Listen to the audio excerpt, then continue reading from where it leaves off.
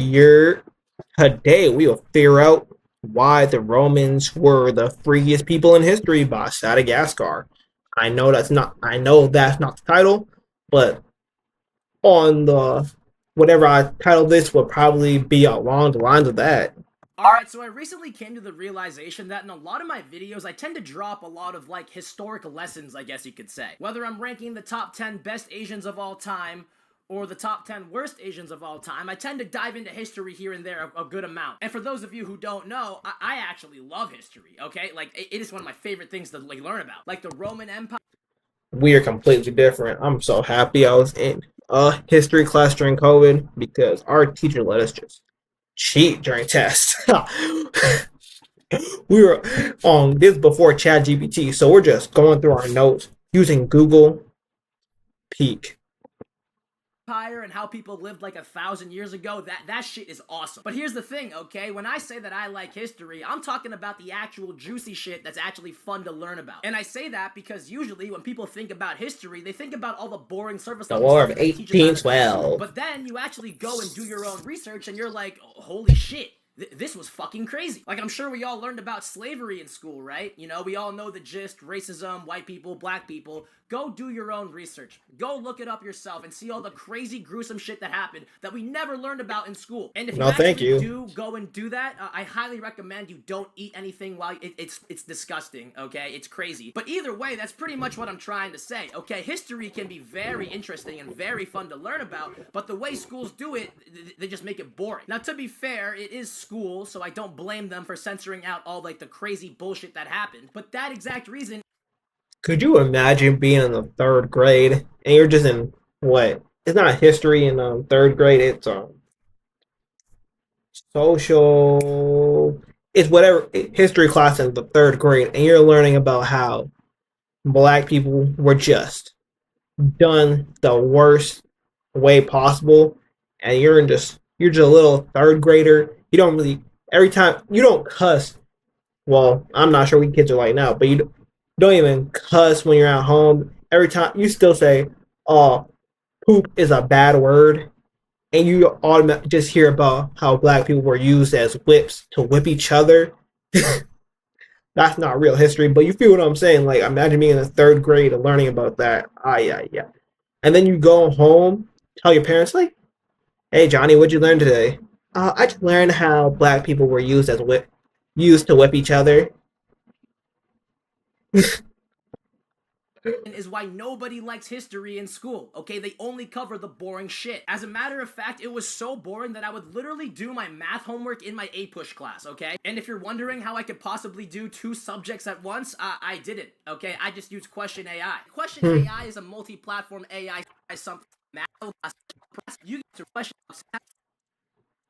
Want to know how to limited access to all the features I just mentioned. So if you Alright, so I feel like the perfect way to start off this video is to talk about divine right, because not only did you probably learn about that in school, it is a very big factor in pretty much all of these stories. Now, in case you don't know what divine right is, pretty much it is the idea that someone has derived all of their power and authority from God. And I know that might sound kind of confusing, but that's pretty much what it is. They weren't voted into power, they didn't earn anything, God was just like, nah, this. I ain't gonna lie, that might be the greatest cheat code of all time. Cause you give me like, I just spoke to God. He said I should be king now, and they just let you become king. Oh my god, that'd be hilarious. And because this motherfucker is literally chosen by God, you know, the almighty power, the man upstairs, he can just do whatever the fuck he wants with absolutely no consequences, and all the Roman Empire citizens just run with it. And if you're wondering how any of this started, pretty much Augustus one day was like, yo, I'm fucking God. Like, I got this power from God. And then he gave it to his son. And ever since then, it just became a thing. Like, people just ran with it because someone said so. And the only way to get divine right is to just be born with it. You just have to be born into a very powerful family. Now, like I said before, when someone has divine right, they can literally do whatever they want with absolutely zero consequences. Okay, so what would I do if I can?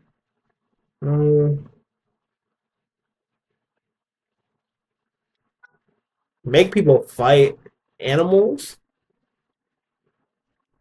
Yeah. That I mean, gladi Hmm. Let's put that to the side. Yeah, what would especially back in the old days, what can you actually do? Get a pyramid made, get statues, pose? Eh,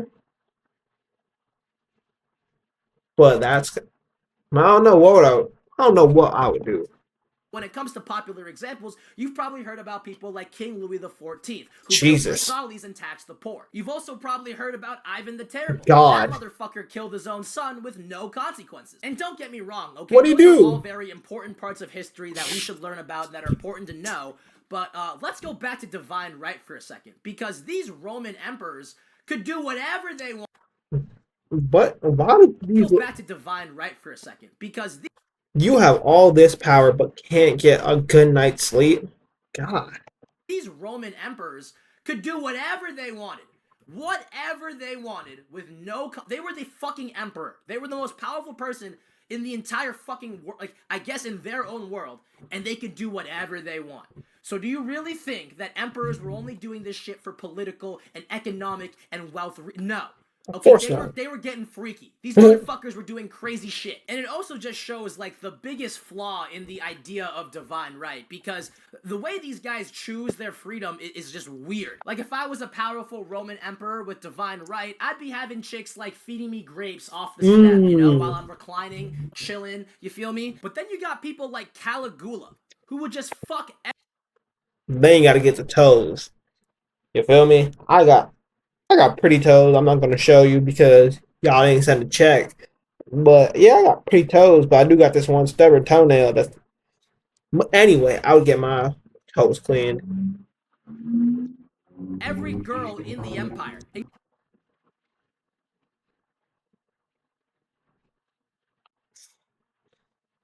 Why?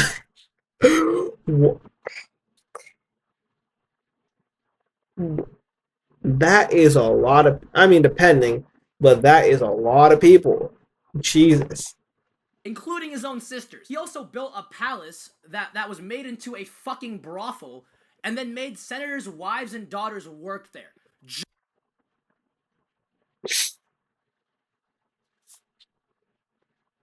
Why?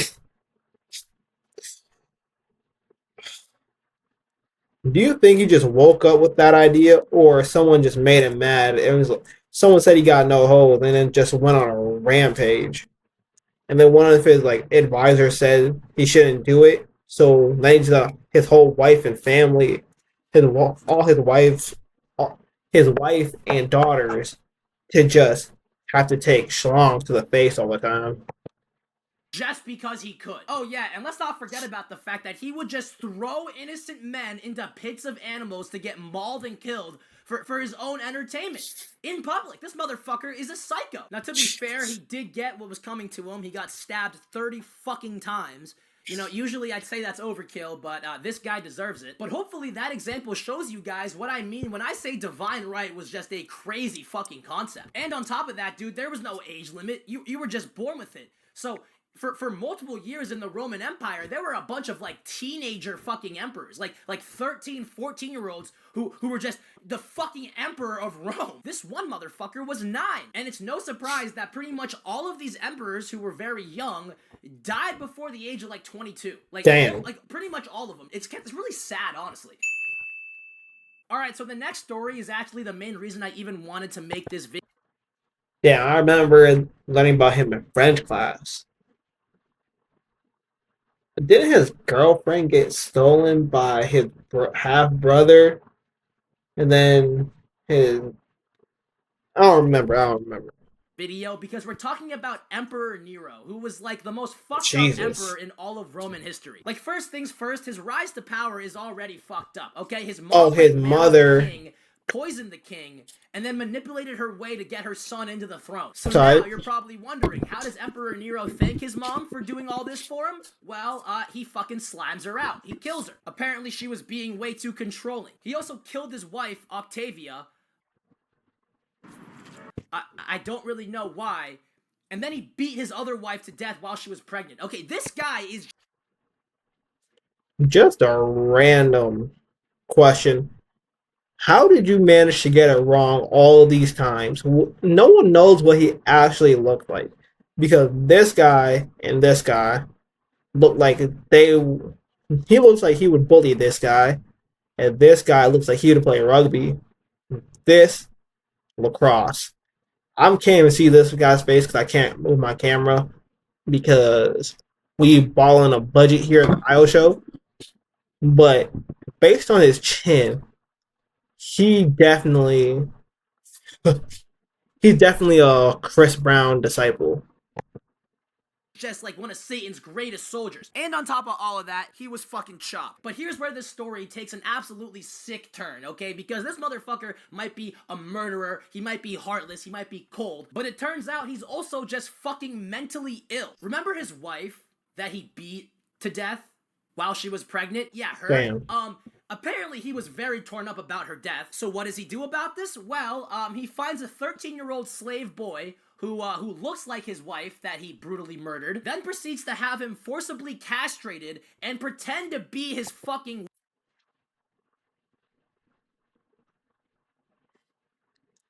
I ain't gonna lie.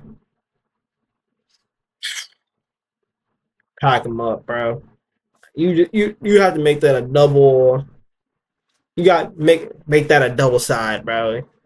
You gotta make that a Hami and a Sue because ain't no way your balls get cut off and some dude is taking your cheeks because he his own wife, but you just so happen to have some feminine features because you're 9, you're not a full grown man yet.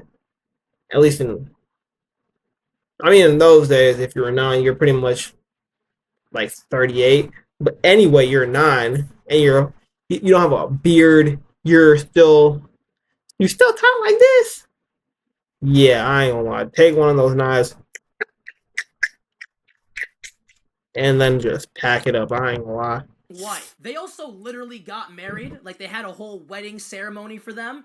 And keep in mind, this is a 13-year-old fucking boy. By the way, his name is Sporus, and he is like one of the most unfortunate stories in all of Roman history. Because after Emperor Nero died, another emperor took his place, Emperor Otho, and he was an ex of the girl that the emperor before him fucking beat to death. Remember her? So he was like, yo, I want Sporus too, bro. So he just had to do the same shit for this other fucking emperor. He had to pretend to be a woman as a 13-year-old fucking boy. And both of these emperors were fucking with it. Like, they were like, yeah, let me take him. Like do you guys see, like, what? And it gets even worse because then you got Emperor Vitellius. I don't even. Because you have to think about it. There were other women in that whole town, city, country, whatever. He had enough power to get whatever other woman he wanted. He skipped all those women, all the grown men. He skipped all those women and then got out of all the little boys to be born in that whole country, city, whatever. You, you're the person he chose just because you just so happen to have some feminine features and remind him of his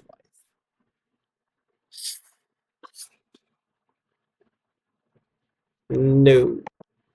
Know how to pronounce his name, but he was like, yo, I'm just gonna humiliate this motherfucker for no reason. Like, that was his idea with sport. Like, he literally just humiliated this boy until he ended up committing suicide, like, when he was 20 years old. Damn. So Braver soldier than me. yeah, Sporus is just a very unfortunate story in the Roman Emperor. Alright, so when it comes to my final thoughts, hopefully I showed you guys the two best stories I could show you guys to show how interesting history can really be. You know, as I'm not gonna lie, it's only interesting because it's really fucked up and weird and crazy, but it's No cap, this would not make me pay attention anymore in school. History class is boring. God. I, it's for some people, just not me. Hate history, bro. it's That's cool to so see like how boring. that's how people lived. Like, people really just like just lived like that, dude. It's crazy. So yeah, but that's pretty much gonna be the video, guys. I hope I educated at least one of you. Hope you all enjoyed it. Let me know if you guys want to see like more history content, because I honestly like love talking about this. This is like Well, anyway, that is the end of the video. Final thoughts for me. I don't lie, some of these people are freaky, and not everyone should be granted power.